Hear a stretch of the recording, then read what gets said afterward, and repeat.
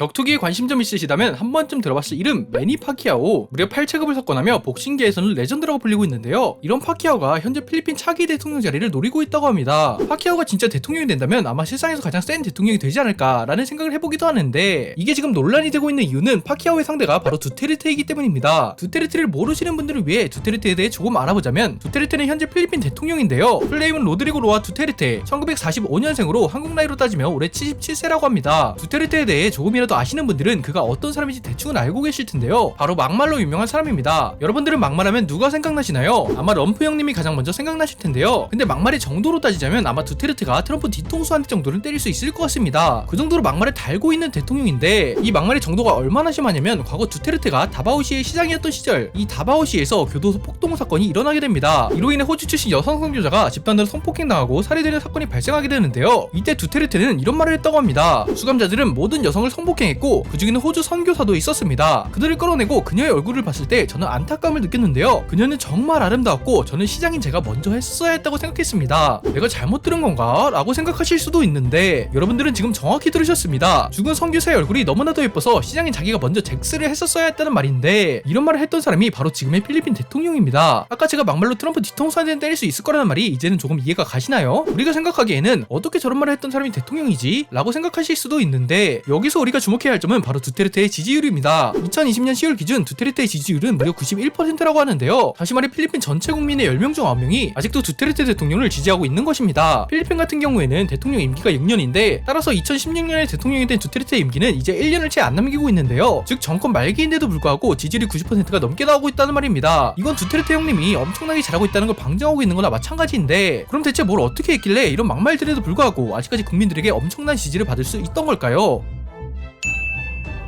가장 큰 이유는 두테르테 대통령이 취임 직후부터 범죄와의 전쟁에 돌입했기 때문입니다. 특히나 필리핀 같은 경우에는 마약 문제가 굉장히 심각한 나라였는데, 현재 필리핀 청소년 10명 중 9명이 마약의 직간접적인 영향을 받고 있을 만큼 마약이 국가적으로 엄청나게 큰 문제라고 합니다. 두테르테는 이런 마약 문제에 대해 아주 강경하게 대처했는데요. 실제로 마약상을 발견하면 그 즉시 사살해도 좋다고 하며 우선 쏘고 생각하라는 말까지 하게 됩니다. 필리핀 현지 언론에 따르면 필리핀 마약 단속국은 마약과의 전쟁으로 인해 생긴 사망자가 무려 6,011명이라고 하는데요. 사실 공식적으로 알려진 게 이 정도인데, 비공식적으로 사망한 사람들까지 합치면 아마 1만 명 이상 사망하지 않았을까 생각됩니다. 어쨌든 두테르테 대통령은 이런 범죄 문제에 대해 말로만 경고하는 게 아니라 진짜로 쏴버리니까 국가적으로 많은 사람들이 힘들게 했던 범죄 문제가 조금씩 해결되는 것 같아 보이고, 따라서 국민들이 이에 열광하고 있는 것입니다. 심지어 두테르테 대통령은 매일 범죄자 5명을 사형시킬 거라고 했는데요. 여기서 웃긴 게 뭐냐면 필리핀 같은 경우에는 2006년 공식적으로 사형제도를 폐지한 국가입니다. 뿐만 아니라 두테르테는 재벌과의 전쟁을 선포하기도 했는데요. 이게 우리나라처럼 청문회를 열어서 국회의원들이 뭐라 하는 게 아니라 그냥 대통령이 공식 석상에 나와서 이런 말을 했다고 합니다. 만약 아얄라와 판길리나를 친구로 둔 사람이 있다면 가서 전해주길 바란다. 나와 마주치는 날에는 보디가드가 몇 명이든 상관없이 얼굴을 뭉개버리겠다고. 이 새끼 강아지야. 참고로 두테르테가 말한 아얄라와 판길리나는 범죄자가 아니라 필리핀에서 랭킹 1, 2위로 왔다갔다 거리는 재벌 총수인데요. 대통령이 공식 석상에서 재벌들한테 대놓고 도그 베이비라고 한 겁니다. 여기 국민들이 또 열광을 하게 되는데, 왜 국민들이 이런 걸 좋아하냐면 필리핀 재벌들의 대부분은 과거 식민지배 시절부터 부를 축적한 사람들이기 때문입니다. 대표적으로 아얄라 같은 경우에는 과거 필리핀이 스페인의 식민지배를 겪을 때 넘어온 스페인계 사람인데요. 우리나라로 따지면 일본 식민지 시절에 넘어온 철수 나카모토라는 사람이 지금 우리나라 부자 랭킹 1위인 거나 마찬가지입니다. 따라서 사람들이 두테르테의 이런 행보에 엄청난 지지를 보내고 있는 것이죠. 근데 여기서 중요한 게 뭐냐면, 아까 말했듯이 두테르테 임기가 얼마 남지 않았다는 건데요. 필리핀 같은 경우에는 임기가 끝나게 되면 재선이 안 된다고 합니다. 여기서 깔끔하게 물러난다면 두테르테는 아마 필리핀 역사상 레전드 대통령으로 남게 되지 않을까 생각이 드는데, 두테르테 입장에서는 지금 상황에서 깔끔하게 물러나는 게 여간 쉽지가 않은 것이죠. 왜냐면 두테르테 입장에서는 지금 임기가 끝나가고 있는데도 거의 대부분의 국민들이 나를 지지하고 있는 건 물론 지금 하고 있는 정책도 제대로 마무리 지어보고 싶기도 하고 필리핀을 다시 강한 나라로 만들고 싶은 욕심도 있단 말이에요. 그러니까 두테르테는 슬슬 고민을 하기 시작합니다. 그렇게 고민 끝에 요즘 나오고 있는 말이 뭐냐면, 바로 두테르테의 딸이 대통령이 될 수도 있다는 말이 나오고 있어요. 그리고 두테르테는 대통령 대신 부통령을 하고, 그럼 헌법상으로는 전혀 문제가 없는데요. 실제로 두테르테의 딸 사라 두테르테가 지금 차기 대통령 여론조사 1위를 달리고 있다고 하는데, 이 사라 같은 경우에도 필리핀 내에서 스트롱 오머니라고 불리면서 큰 인기를 얻고 있다고 합니다. 사라가 스트롱 오머니라고 불린 대표적인 사건이 하나 있는데요. 그녀가 시장직을 맡고 있을 당시 경찰들이 와서 빈민초를 철거하려고 했을 때 사라가 직접 나서서 그 상황을 막은 건 물론 경찰서장의 얼굴에 주먹을 날린 사건입니다. 사라가 그냥 돌아가라고 했는데 경찰서장이 안됩니다, 지금 철거해야 됩니다 라고 하니까 갑자기 스트레이트를 빡 하고 날려버린 것이죠. 이 영상을 잠깐 한번 보겠습니다.